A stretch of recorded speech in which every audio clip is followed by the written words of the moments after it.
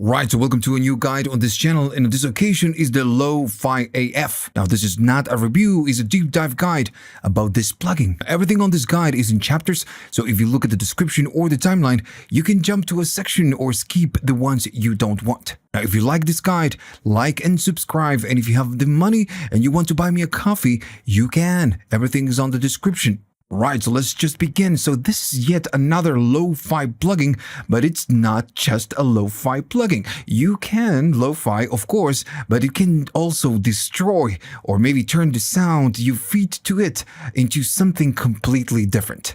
And I think the AF, the lo-fi, the AF right there at the top is for SFUCK. I'm not really sure. You need to double check this with the developers, but I think that is what it means. Now, it looks challenging, but it's really not, because everything happens in blocks. Since right here, if you go right there at the bottom, this is the chain. You have the convolution section, the spectral section, the digital, and the analog. So you have 4 different stages. Now, all the stages, you can just change them, and every stage will affect the next one. But the thing is that you can learn this in different blocks. Now, the first one, it's going to be the convolution. All right, so we can start there. I have a nice, superior drummer, just drums, just some drums, right? Okay, so right here, we're going to start with the convolution, and this is what it says it is. It's just like a reverb. It's, and that's, the idea, since the idea is to lo-fi, the impulse response it's using, it's meant to be, they meant to be lo-fi. So like having the drums going through a cheap mic or maybe through cheap speakers. So I'm going to be doing some playing on. I'm going to turn everything off. So now everything's off and only the convolution is on. So this is what we get. Now the mix is going to control how much of the convolution you do. Now, if you go down, you get nothing, but as you go up, you get more of this effect. Now the thing is that you have different options. If you go to speakers, you have a cell phone and, different IRs, different impulse responses. They will give you different sounds. If you go to mics, nasal, you're just gonna get it. Now, right here we have something called AGC, Automatic Gain Compensation. Now, since you are feeding this through an impulse response, as you go up in the mix, it's going to go down in volume. If I turn this off and play it again, notice that the volume is really low. So this one will attempt to compensate the level and adjust it to the input level. So you can have almost the same volume or gain, so you can go maybe to the other stages. But yeah, this is how it works. You just choose whatever IR you want, and then you just lo-fi it, right? Right, so that's the convolution, very simple. And just this feature, just the convolution, could be a whole plugin, but this can do all, so much more. It's a great plugin. Now, I'm to the lo-fi and just, old school type of music, so this plugin is just a fantastic plugin for that. So we need to move on to the next one, because that's the convolution. Now, let's talk about the spectral. Right, so I'm going to be turning the spectral on, and I'm going to be playing the drums. Right, so you have the O shift and you have the stretch. Now with O shift, what it will do, it will pitch it down, and then what it's going to do is going to take it back to the normal pitch. So it's going to pitch down and then pitch it back again to the same pitch. Now the thing is that since this is using a crappy or maybe lo-fi, not hi-fi algorithm, it's going to give you a bad sound. It's going to break the sound just a little bit. It's going to give you artifacts and just lower the quality of the sound. Now, this works with the iterate that you have right here at the bottom. If you're all the way to 0, it doesn't matter that you go down or you go up. It will not do anything. So you need to have at least 1. So this means that if you do an O shift right here, it's going to do it 1 time. It's going to pitch it down and then pitch it up. And as soon as we do it, we can hear what it's doing. If I go the other way, it's the same idea. Now, as soon as you go more, it's going to repeat this process twice, 3 times, 4 times, and the effect is just going to be a little bit more aggressive.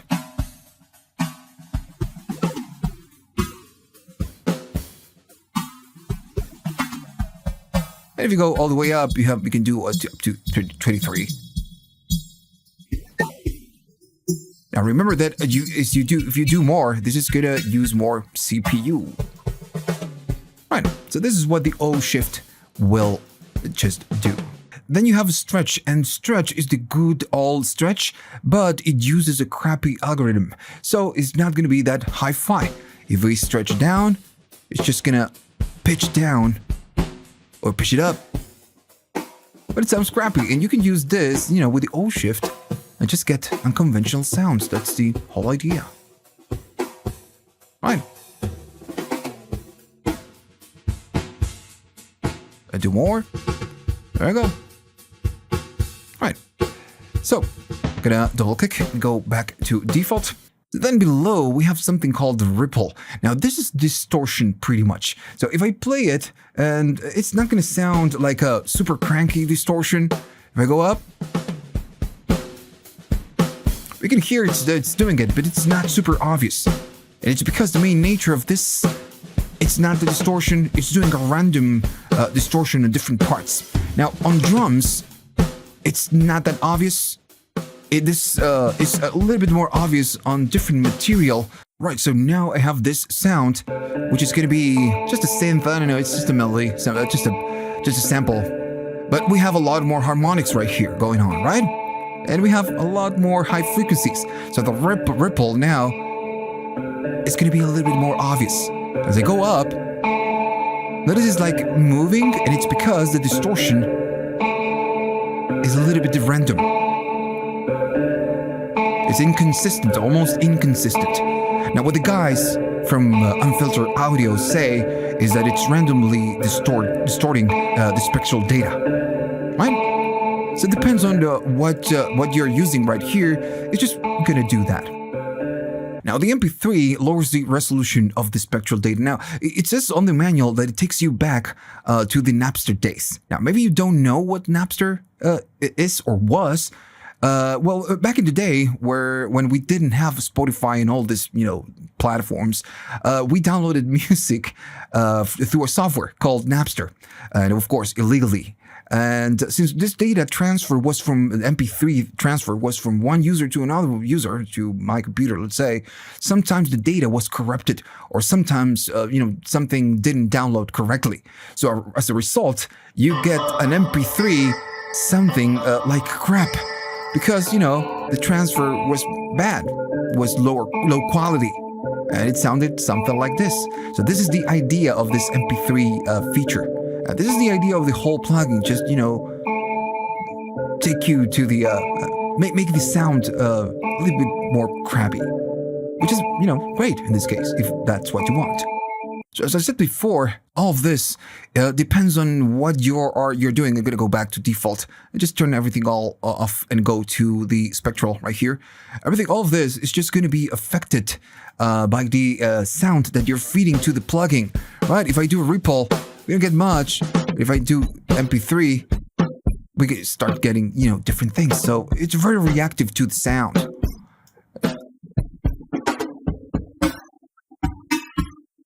Right? So it's completely destroyed. So you can even sample this and just get interesting parts from this. Right? So let me just go back to defaults because we're going to move on to the next thing. And the next thing is going to be the digital. Right, so digital, I'm going to turn it on from here. And first, we need to talk about the skip chance and the skip time. And I need to do a little bit of explaining. This is trying to emulate what happened back in the day, with CDs. Because maybe, again, you were born after the 2000s and you have no idea of how, what a CD is or how they worked back in the day. So the idea of the skip chance and the skip time is to recreate what happened with CDs. Let me give you an example. Let's say that you were driving, right? And you're just listening to a CD, to a track, and you hit a street bump. I guess that's how you call it, street bump. So since the card moved abruptly, this will make the CD lens skip parts, of the track. It will glitch. That's what happened. Now, this is not a desirable thing, but here in this plugin, this is the main vibe. So a skip is the chance of how likely the glitch will occur. course, back in the day, again, this was unpredictable. You didn't know when the CD or what was going to glitch. But right here, you can control it. So you have two ways of controlling it. I'm going to be playing the track now. And I'm going to be saying that the skip chance is going to be 30%. So it has a 30% chance that it's going to glitch. Now, right here, you can control the time. You can decide how long it's going to be, before you glitch. So you can sync it to your DAW tempo, or you just can go in milliseconds. For now, let's say I'm going to go to, I don't know, 500, something like that. And there's a 30% chance that it's going to glitch. So sometimes it's going to glitch, and sometimes it will not. If you're going to go up on this one, it's going to glitch the whole time. So again, you could use this. Again, it's a resource. Right. All right, so let me just maybe go back and go down on this one. Right. So the next thing that you get is a bit crush, but it's a lot more than this. Now, if I play it back, so this works as a usual, bit crush, setting the bitrate right here. If you go down on the bitrate, you're doing bit crushing, right? Pretty simple. And at this point, this is a very standard feature that you get on a lot of lo-fi plugins. You can go down and go up, go down on the sample rate, and you're gonna get that sound. So these controls, they're pretty simple because they're very standard for lo-fi plugins. But, and I'm gonna stop it right now. So you have a few more options. So you can do a standard bit crush, the normal one, but the other ones are different variations of different process. Now, what it's doing behind the scenes, I have no idea. But the guys of Unfiltered Audio are, they know what they're doing, and they always go the extra mile. So they give you other options, and I got to tell you, they are loud, and they are just aggressive. So first, before playing it back and just listening to the other options, I'm gonna go down in level. Just gonna go way down, and I mean way down. And I'm gonna be playing this, and you should do the same. I'm gonna be going to end. There you go. So this is what it does. It's gonna be really loud in terms of how we hear it, because it's just super crushed. You can go down the sample rate. But yeah, it's going to sound like that. Now, you have different versions. And how they work, I have no idea. You need to ask them. Really destroy. Then. And I'm going to go to this one. This one is just a little bit mild. I'm going to go up in level. And I'm going to go down the sample rate.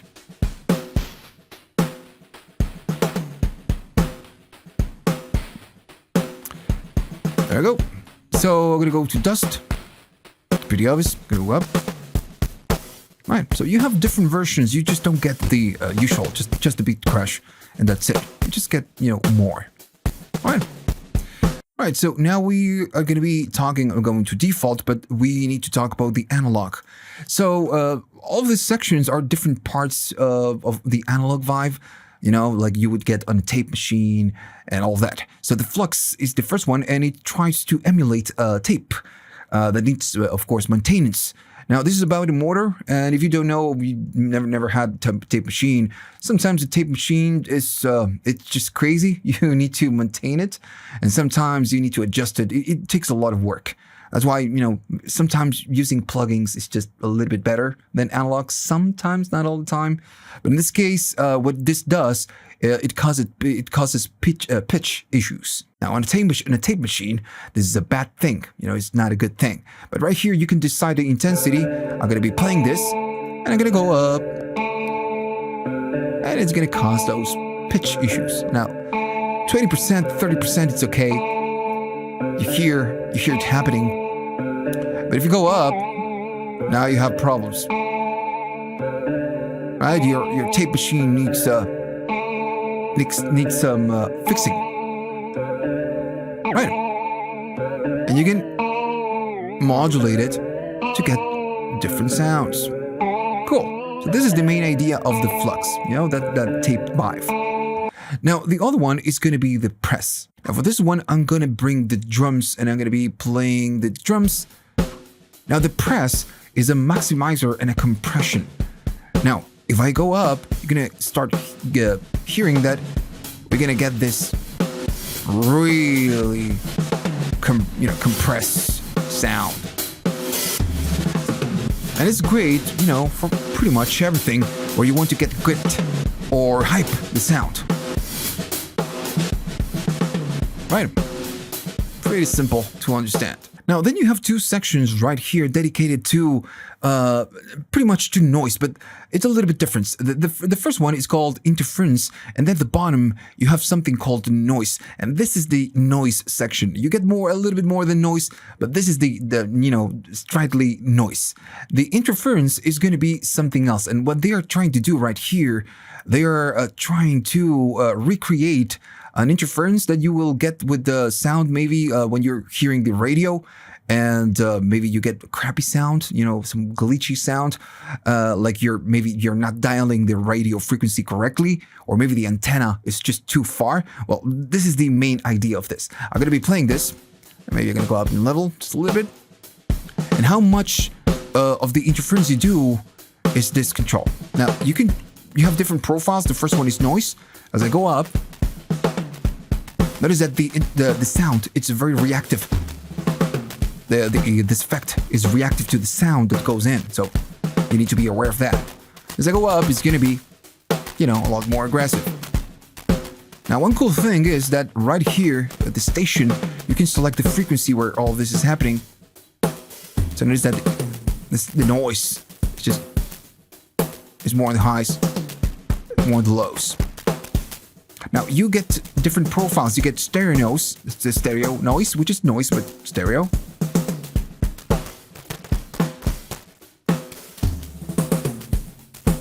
Now, the next one is going to be sine, which is going to be a tone. And you can, the station is fundamental for this because you need to tune your noise. Right. So, your tone, I'm sorry. And then you get feedback, just a different sound. Get it right there. And demodulate. Right. So this is what, the interference is going to do. Right, so let me stop. Now, the next section is going to be the noise. And the noise section is just noise. So I'm going to be playing it back. And actually, I don't need to play it. Right here, you have different types of noises. I'm not going to show you all, but you have different noises. Now, the main thing right here is that you can select what you want for this plugin to do. If it's always on, the noise is always on. It's just going to play when you do play on your track. Or it's gonna, listen to whatever you're feeding, and then it's just gonna apply the noise. So first I'm gonna go to always on. As I go up, you just get noise. Now you have right here tape hiss, vinyl, right there, a cell phone. Yeah, you get sine drone. So it's a ground loop. It sounds like a ground loop, which is not good, of course. And then you get the normal types of noises, the white, the pink, and all of that. Just, super noisy. So yeah, you get the brown. Cool. So you get different, the classic noise, but you get other things like, this could be useful. Depends on what you want to do. And this is how it works. I'm going to go to tape hiss because it's just nice. Now, right here again, you can turn always on. If I do follow transport, nothing is going to happen, but when I do play, it's going to kick in. Right. The other option is going to be envelope. So if I do play, it's going to listen to the incoming signal, and then it's just going to do the noise. Let me do maybe something more noticeable, like white noise. Right, so that's pretty cool. That's pretty cool. And you can make it stereo, or you can do it mono. Now, remember that all of this, everything that we are doing, has an order, and sometimes it's going to go really aggressive. So you have a mix knob. So if you're going really crazy on this, and maybe I'm gonna go, I don't know, do something. I'm gonna go to noise. I'm gonna do a flux. I'm gonna do a press. And maybe I'm gonna go, I don't know, to just spectral. And I'm just gonna do something like this. Let's say that it's fine, but maybe it's too much. So you have a mix control. So you can get more of your original sound and just get a layer of whatever it is that you're doing right here. Right? Okay. So let me go back to default, and we need to talk about the remaining parts. I'm gonna turn everything off. Oh, everything off. And we need to talk about the last thing, which is gonna be the filters and the output. So on the analog, I'm gonna turn it on. You have a filter, and this, of course, is just a filter. If I go right there, and it works like the Ableton type of filter. If I go down, we're just gonna high pass, right? Then just low pass, right there, or just band pass right there, right? And again, you can just blend it with whatever you have right here. Cool, right? So pretty simple, pretty understandable. Now, like I told before, the plugin looks a little bit challenging, but once you start breaking it down in different parts, it just gets easier. So you have another thing, I'm going to go back to defaults, you have another thing called the global strength. Now, this is just that. It will adjust and tone down the settings or scale them down scale down all the settings that you have right here. Now, what it's not going to do is not going to change or smooth down the shift, because your pitch shifting is not going to affect this ones. So if I, again, do play and I do press and flux and whatever, maybe a noise, something like that, the global strength is going to ease this effect. And you can just fine tune whatever you're doing without touching mix. Because sometimes, depends on what you're doing, the mix is just not going to do a good job. So, nothing. And if I go up, you're just, just fine-tuning this. If I do stretch, notice that the global strength will not do anything, will not affect this. So you need to be aware of this. Right. So, okay, so that's pretty much the whole plugin. I got a couple more things to say. I'm going to restore back to default. You have the output section. Of course, you have a level, then you have your mix. We already talked about this. And you have the AGC, which is pretty much the same thing you have right here, the automatic gain compensation. The thing is that this doesn't work that good. And I think this is intentional. It's a little bit, inconsistent, let's say. So if I, let me just play it. If I play it, go up, this is what you get. Now, if I turn everything off, you're still gonna get it. So it doesn't work the way you expect to. The way you expect. It's just, you get those nasty peaks and transients, especially when you work with drums. But when you use it with something more melodic or something, maybe a synth or something like that. Let me just take you there. Let me just play that sound. This is not so destructive. Notice that it's not that it's destructive. It's because we don't have those peaks, loud peaks and transients. So it depends on where you're using it. This works a little bit better. Right. So the other thing that you have is a soft clip. Now, if you go to the manual, they say this is a soft clip. Of course, that it's working at the output stage. So when you are working and doing things right here, sometimes you're gonna go really, you're going to crank it up. So you will get nasty peaks and transients. So the soft clip will just chop them off. So if you turn this off, it's going to, you're going to get those peaks. But now what they say, they recommend to have this on in the case, of course, you have those nasty peaks and transients. So that's it. The last thing I didn't mention is that right here you have your input level, right? And this will affect what you're doing right here, especially when you're compressing and maximizing. Now, the other thing is that right here, if you wanted to, you can change the color, and you have different colors, and they are really, really cool, right? Look at this one. This is really nice. And right here at the top, you have the random. So if you wanted to just get something,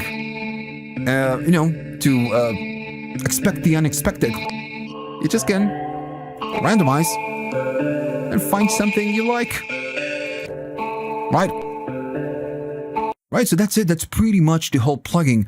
And I gotta tell you, I love this plugin. It's a really great plugin. Now, no one is paying me. Plugin Alliance is not giving me anything for free, and they are just not paying me. Notice that at the bottom, right here, it says subscription. So I'm paying for this, and I'm just giving you my honest opinion. It's a fantastic plugin. You can do classic lo-fi, or you just completely destroy the sound and, get interesting things out of this. And since it works in modules, you can decide what you want to use. On some other plugins, you have everything in a chain. So whatever you do before is going to affect whatever it comes after, and you cannot change the order. And that sometimes it's, it's bad. So if you want to use the convolution, there you go. You can just use that. If you want just to use the analog, you just can, right? It's just a fantastic, fantastic plugin. Right, so hopefully you learned something on this one. Remember to like and subscribe if you find this useful. And if you have the money and you want to buy me a coffee to say thanks, go to the links at the description. You have PayPal, you have Google Thanks, and you have Patreon. If you want to be a 1-month patron, maybe you can, right? And just buy me a coffee. Right, so see you on the next one.